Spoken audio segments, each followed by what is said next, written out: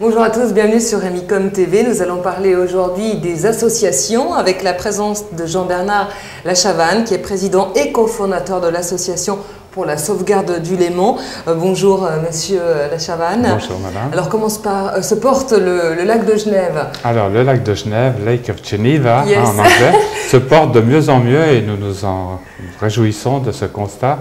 En fait, ce qui est remarquable dans cette histoire, c'est que maintenant on parle de success story, hein. C'est un mot fort pour mettre en évidence l'évolution très positive qu'on enregistre depuis une vingtaine d'années maintenant. Et dans le fond, ce qui est intéressant de constater, c'est que c'est le résultat finalement d'un partenariat entre les politiques qui ont voté les lois, qui votent les crédits, entre les services d'administration, des cantons, des communes aussi qui font bien leur boulot, des milieux socio-professionnels aussi également, les industries, l'agriculture, et puis les associations de protection de l'environnement telles l'Association pour la sauvegarde du Léman qui a fait du Léman et des rivières lémaniques son objet d'étude et de protection. Alors vous êtes président de cette association depuis combien de temps? Alors écoutez, depuis son début, il se trouve que j'ai fait ma thèse de doctorat à la Faculté des sciences sur les plantes aquatiques du Léman. C'était une thèse qui était financée à l'époque par la Commission internationale du Léman et qui m'a permis donc d'établir la relation entre les plantes aquatiques et le degré de pollution du lac, en relation surtout avec le phosphore, qui est l'élément clé de la pollution qui provoque la prolifération des plantes. Donc ça a commencé par ça, et puis ensuite, après ma thèse de doctorat, j'ai rédigé une thèse d'habilitation pour être privat de sang à la Faculté des sciences. Privat de sang, vous pouvez enseigner une matière, et j'avais fait une thèse qui s'intitulait « Le Léman et son environnement, une synthèse ». Où là, j'avais essayé de faire un peu une synthèse de tout ce qui avait paru sur le Léman pour essayer de voir, mieux mesurer l'évolution de la qualité et surtout de la dégradation. En fait, on remarque une dégradation de la qualité des eaux depuis la fin des années 50 déjà. Où, auparavant, si vous voulez, on voyait de la pollution juste à l'arrivée des tuyaux d'égout. Hein, proximité, c'était très localisé. Et à partir de 1957, il se trouve qu'on remarque des changements de la qualité chimique jusqu'au centre du lac. Entre Lausanne et Évian, au centre du lac, il y avait déjà des traces de perturbation de l'écosystème. Donc, c'est à partir de ce moment-là, si vous voulez, qu'il y a eu des études qui ont été effectuées régulièrement par la CIPEL, par la Commission internationale du Léman, qui a été créée officiellement en 1962, qui, en fait, c'est un engagement de la Suisse et la France pour étudier, suivre l'état du lac et adresser des recommandations au gouvernement pour améliorer, lutter contre la pollution. Alors donc on a, grâce à cette commission, grâce au laboratoire cantonaux, on a suivi très précisément l'évolution du lac et on voit très bien que jusqu'en 1979, il y a une dégradation de la qualité des eaux avec prolifération des algues, disparition de l'oxygène au fond, je schématise bien sûr. Et puis à ce moment-là, vraiment, il y avait une grosse préoccupation étant donné que dans le fond, le lac, le Léman, c'est 89 milliards de mètres cubes, c'est énorme. Et donc pour restaurer la qualité d'un volume pareil, il fallait prendre des mesures énergétiques, ce qui a été fait. Alors, dans les principales mesures qu'on peut évoquer, il y a l'assainissement des eaux usées. Ça, c'est un énorme chantier qui a coûté 4 à 5 milliards de francs. C'est les réseaux d'égouts, c'est construire des stations d'épuration, c'est raccorder correctement les habitations, les industries sur ce réseau pour que les eaux usées soient épurées. C'est également toutes les pollutions d'origine industrielle qu'il fallait maîtriser. En fait, si vous voulez, il y avait deux grands problèmes de pollution. Hein, de façon générale, il y a les pollutions par des substances naturelles, mais qui deviennent polluantes parce qu'elles sont trop concentrées dans le milieu. C'est le cas des phosphates, qui stimulent la prolifération des algues. Et dans le fond, tous les déséquilibres écologiques du lac proviennent de cette prolifération d'algues qui, ensuite, provoque la désoxygénation des eaux profondes. Pourquoi? Parce que une fois que les algues meurent, elles sédimentent et dans les eaux profondes, elles sont décomposées par les bactéries et pour faire ce boulot, elles consomment de l'oxygène. D'où la disparition progressive de l'oxygène au fond du lac. Donc il y avait ça, et puis l'agriculture, évidemment, qui est une autre source très importante, c'est en relation avec l'utilisation des engrais. Peut-être encore rappeler qu'un des gros problèmes qu'on avait, c'était les phosphates qui étaient contenus dans les produits de lessive, hein, pour les habits. Et là, on s'est rendu compte, donc c'est beaucoup battu à l'Association pour la sauvegarde du Léman pour obtenir l'interdiction des phosphates dans les produits de lessive, voilà, dans les produits de lessive. Et ce qu'on avait fait à l'époque, on avait pris contact avec les responsables chimiques des savonniers qui fabriquaient ces lessives. Et dans le fond, on avait réussi à l'ASL, parce qu'on avait créé un groupe de scientifiques pour vraiment... Oui, justement, on en parlera. Ouais, voilà, un groupe de scientifiques pour évaluer un petit peu cette thématique. Et en fait, on avait réussi à démolir tous les arguments des savonniers. Évidemment, les savonniers se basaient sur des chiffres qui les avantageaient par rapport à la réalité, parce qu'à l'époque, les savonniers disaient c'est les agriculteurs disaient c'est les savonniers, ce sont les savonniers qui sont à l'origine de la pollution. Alors donc là, on a obtenu, grâce à cette mesure, d'ailleurs, on est toujours fiers de dire que l'ASL, petite association, avait reçu une lettre de félicitations du Conseil fédéral, on n'était pas peu fiers. Magnifique, pour une diminution des phosphates dans les produits de exactement, lessive. et puis ça s'est traduit effectivement par une diminution de 40 à 50% de la quantité de phosphate dans les eaux usées. Donc là, on voyait bien que c'était la mesure numéro 1 à prendre et l'ASL a joué un rôle et c'est très... Mais justement, ce qui est assez étonnant, c'est qu'en fait, vous êtes à la base une association, Simon. Donc déjà, comment on crée une association en soi? Parce que finalement, il y a plein de gens qui veulent créer des associations et qui aient autant d'impact que la vôtre, finalement.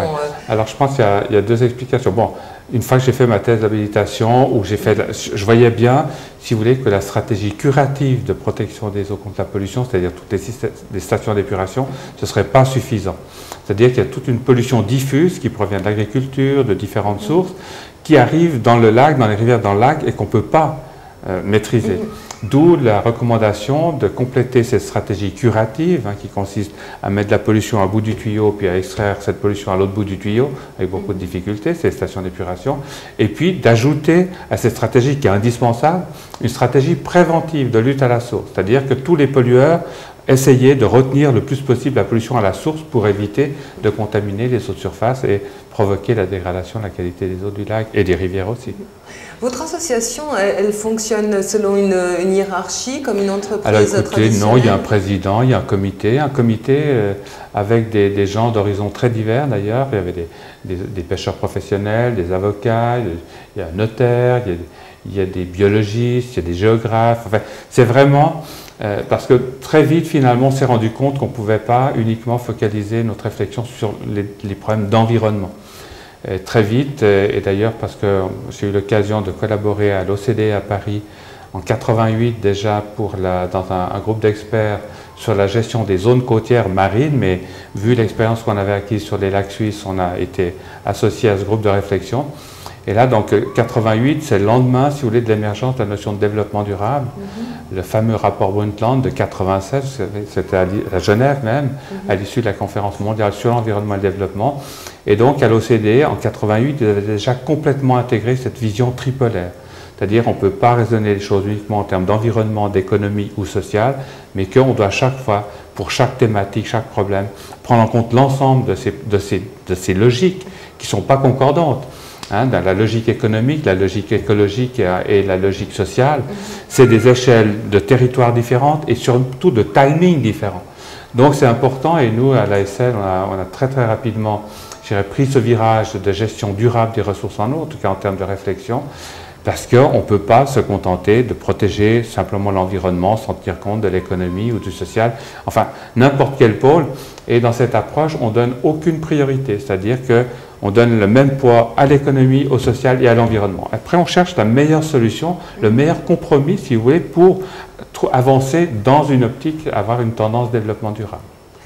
Juste encore une question sur le côté association, parce que finalement, vous n'êtes ni un organisme cantonal ni fédéral, donc ça... C'est une association privée à but non lucratif, reconnue d'utilité publique, oui, qui a porté ses fruits, qui a été la source de changement de loi. Pour revenir à votre question de tout à l'heure, je crois que le fait que cette association soit présidée par un scientifique, de surplus finalement nommé professeur d'écologie à la faculté des sciences, ça nous a donné tout de suite quand même de crédit. Et puis aussi, c'est la manière de fonctionner. Au début, on n'avait pas d'argent, évidemment, donc on était quelques personnes, Joseph Tessier, Raphaël Juge, ma collègue encore actuellement à l'université. On était 3, on vendait des autocollants. Et puis, il y avait très très peu de ressources, jusqu'au jour où on a créé une commission financière avec des personnes qui nous ont accordé un crédit déficit, une garantie déficit, ça s'appelle. Et là, ils nous ont accordé une garantie déficit de 50 000 francs, ce qui nous a permis de nous faire connaître. Un autre moyen qu'on a utilisé, comme on n'avait pas d'argent, mais on avait des idées, je plaisante bien sûr, donc on a, pour chaque thématique de pollution, on a créé des groupes d'experts. avec des gens compétents pour réfléchir et surtout, je dirais, réfléchir à ne pas faire des propositions qui finalement s'avèrent contre-productives.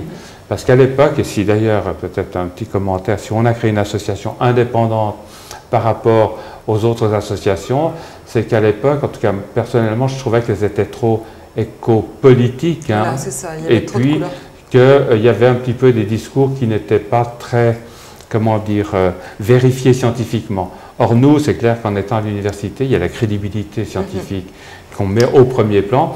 Donc ça aussi, ça a contribué à nous donner du poids. Alors c'est vrai que je crois qu'on a donné du souci à pas mal d'instances, y compris à Berne ou dans les cantons, parce qu'on était des électrons libres. En tant qu'universitaire, on peut dire ce qu'on veut, on a la liberté et c'est une grande chance, ce qui nous a permis d'ailleurs d'attirer l'attention des pouvoirs publics, de la population générale sur les enjeux de la pollution du Léman. Il faut bien savoir que quand on s'est créé, la Commission internationale du Léman publiait des rapports technico-scientifiques qui étaient lus à la limite uniquement par les scientifiques. Et puis, bon, les politiques passaient à travers, mais dans le fond, c'était très confidentiel. Et l'ASL, très vite, a développé une quantité de moyens de communication. Et, une petite parenthèse, j'avais eu un entretien avec Jacques Vernet, conseiller d'État à l'époque, au département, ça s'appelait comment, des travaux publics à l'époque, et il m'avait dit, dans un aparté, qu'il m'avait dit, vous savez, monsieur Lachavanne, ce que vous dites, c'est juste, mais tant que les gens ne sont pas préparés, tant qu'ils ne comprennent pas les enjeux, eh bien, moi, je ne peux pas, en tant qu'imposer, en tant que conseiller d'État, telle ou telle mesure.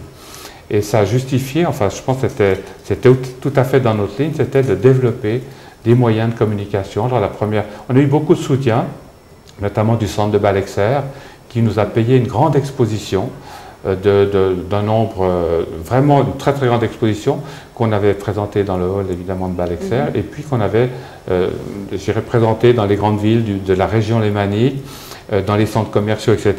Donc ça nous a donné un petit peu de visibilité et donc ça a été une première étape, si vous voulez. Donc donc quand on avait ces réunions de scientifiques, chaque fois on organisait une conférence de presse, on n'avait pas de moyens, mais on présentait notre rapport. Et très vite, on a eu beaucoup de monde, beaucoup de journalistes qui sont venus parce que c'était un travail sérieux, documenté, on ne disait pas n'importe quoi comme ça. Et donc, très vite, on a eu un écho, ce qui nous a donné une petite notoriété. Et petit à petit, finalement, des gens sont venus nous aider pour avancer. Et continuer. Est-ce que la relève est assurée pour cette association? Alors, le problème qu'on a maintenant, je ne vous le cacherai pas, c'est qu'on a été jusqu'à 6 000 membres, hein, de cette association. Donc, il faut bien se rendre compte qu'on s'intéresse à l'ensemble de la région lémanique. C'est-à-dire canton du Valais, la plupart, une partie du canton de Vaud, de la Haute-Savoie, du département de l'Ain et du canton de Genève. Donc, on a effectivement des membres qui viennent de toutes ces entités politiques, hein, ces entités politiques qui sont officiellement au chevet du Léman. Hein. Et donc, nous, on a des membres de toutes ces entités. Alors, notre problème maintenant, c'est que nos membres vieillissent, il y en a qui décèdent. En plus, si vous ajoutez la crise, tout d'un coup, il y a des personnes qui, gentiment, nous donnaient 20 francs ou 40 francs, etc., nous écrivent pour nous dire que malheureusement, ils ne peuvent plus, etc. Donc, en fait, on est en recherche constante de fonds pour mener nos actions. Et ce qu'on fait généralement, donc on prépare des projets, on les justifie, on montre l'importance de ces projets, et ensuite, on va chercher le financement. Et on a reçu le soutien de la Banque Pictet, par exemple, un énorme soutien à l'occasion de son bicentenaire. On reçoit des soutiens de la Fondation Hans Liesdorf, de la loterie romande, etc. Ce sont vraiment des subventions privées, il n'y a pas de subvention. Alors, la ville de Genève nous soutient, effectivement. À l'époque, c'était Claude Aiguy, avec qui nous étions en contact, qui avait trouvé la formule « le Léman vaut bien 4 sous ». Et sur cette base-là, la ville de Genève avait subventionné l'ASL. Bon, après, avec les problèmes budgétaires, ça a été en diminuant un petit peu, mais c'était une bonne formule et il y a d'autres communes, effectivement, de la région lémanique qui ont appliqué quelques années ce slogan que le Léman vaut bien 4 sous, je trouve ça assez sympathique. Et il y a encore quelques communes qui jouent ce jeu-là et ça nous aide beaucoup. Un conseil encore pour quelqu'un qui justement aimerait créer son association, quelqu'un passionné et investi vraiment par une cause telle que la vôtre, qu'est-ce que vous diriez à cette personne? Alors, moi je dirais qu'il faut avoir un projet bien identifié, un objectif, des objectifs bien clairs, des moyens, déjà réfléchir à des moyens qui soient réalistes, pragmatiques aussi, éviter de rester dans la théorie. C'est ça. Hein? Donc ça c'est important, et s'entourer de scientifiques, de gens compétents, C'est-à-dire parce qu'on se rend compte qu'on peut, avec la meilleure volonté du monde, on peut dire et faire tellement de bêtises que c'est important chaque fois de prendre l'avis de gens compétents avant de lancer une action. Et puis de mobiliser les gens, d'avoir suffisamment d'enthousiasme pour les convaincre, pour les embarquer dans son projet. Merci beaucoup Jean-Bernard Lachavanne. Je vais peut-être juste encore, parce qu'effectivement je vous disais qu'on cherche des fonds, donc on va lancer à partir de cet été un grand programme destiné aux jeunes qui s'appelle le programme ADO, AD''EAU. Et là on va proposer une grande diversité d'activités à choix pour les jeunes de 8 à 11 ans et de 12 à 15 ans.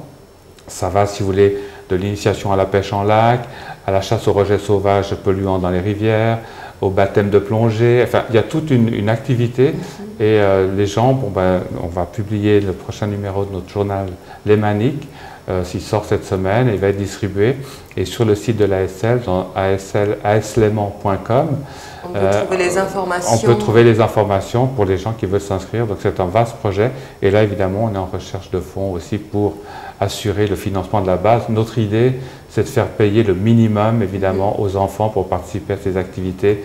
Dans le fond, ce qu'on veut faire à travers ces activités, c'est les préparer, c'est les décideurs de demain.